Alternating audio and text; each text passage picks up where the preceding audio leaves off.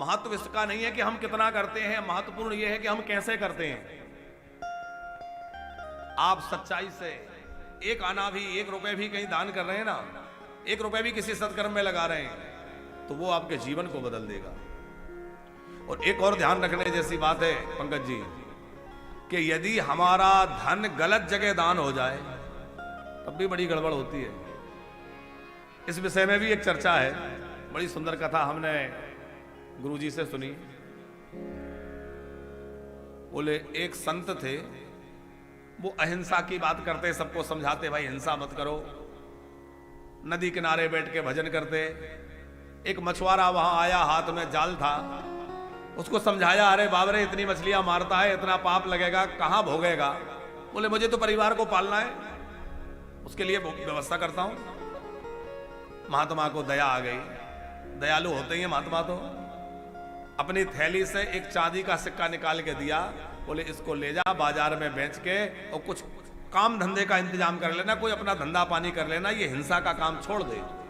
लेके चला गया।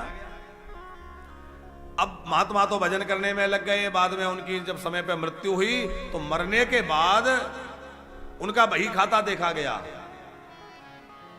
और बही खाता देखा तो उसमें लिखा था कि इन्होंने इतनी लाख मछलियां मारी हैं।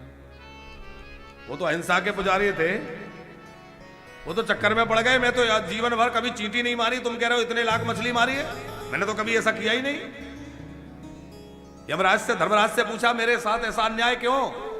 धर्मराज ने कहा यहां अन्याय नहीं होता, ये न्याय की कुर्सी है। संसार में कभी अन्याय हो भी सकता है, लेकिन यहां अन्याय का कोई गुंजाइश नहीं है। तो मैंने तो हिंसा की नहीं।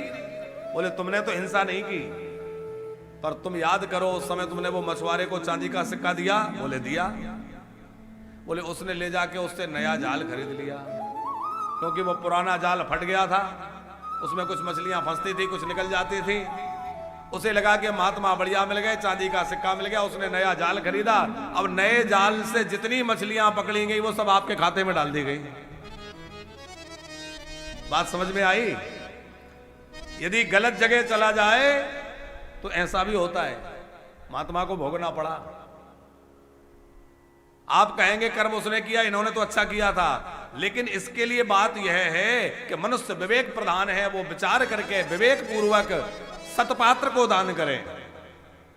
हां एक बात है कि भोजन के दान में पात्र को पात्र नहीं देखा जाता, बाकी आप कोई वस्तु दान करें तो उसमें सतपात्र को देखकर दान देना चाहिए।